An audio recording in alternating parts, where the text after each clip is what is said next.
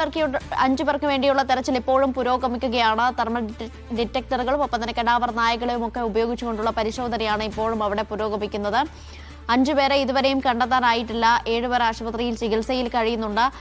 മണ്ണിനടിയിൽ എവിടെയോ 5 ജീവനുകളുമുണ്ട് എന്ന പ്രതീക്ഷയിൽ തന്നെയാണ് ഉള്ളത്. തെരച്ചിൽ കഴിഞ്ഞ തവണത്തേക്കാൾ കൂടുതൽ വിപുലമായി ഇന്ന് നടക്കുന്നുണ്ട്. 24 മണിക്കൂറുകൾ പിന്നിട്ടുണ്ട്. ഇതുവരെയും അവരെക്കുറിച്ച് ഒരു വിവരവും ലഭിച്ചിട്ടില്ല എന്നുള്ളതാണ് ആശങ്കപ്പെടുന്ന കാര്യം.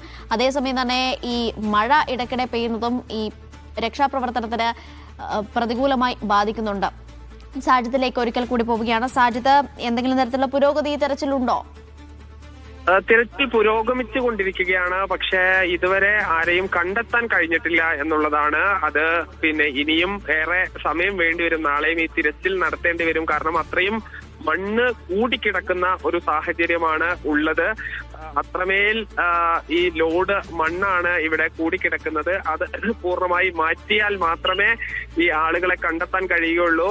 അതോടൊപ്പം തന്നെ ഈ പുഴയിലൂടെ ആളുകൾ ഒലിച്ചു പോകാനുള്ള സാധ്യതയും ഫയർഫോഴ്സ് ഉദ്യോഗസ്ഥർ പറയുന്നുണ്ട്. അതുകൊണ്ട് ഈ മണ്ണ് മാറ്റുന്ന പ്രക്രിയ, അത് ഈ മഴ കുറയുകയാണെങ്കിൽ നാളെ കൂടുതൽ സംവിധാനങ്ങൾ ഉപയോഗിച്ചുകൊണ്ട് മണ്ണ് മാറ്റുന്ന പ്രക്രിയ നടത്തും. ഇന്നും ഈ 3 JCBകൾ ഉപയോഗിച്ചാണ് മണ്ണ് മാറ്റിയിരുന്നത്. ഇനി അടുത്ത ദിവസങ്ങളിലും ഇത് തുടരും. 4 സംഘങ്ങളായാണ് ഈ തിരച്ചിൽ നടത്തുന്നത്. അതിൽ NDRFന്റെയും ഫയർഫോഴ്സിന്റെയും സിവിൽ ഡിഫൻസ് വളണ്ടിയേഴ്സും ഉണ്ട്.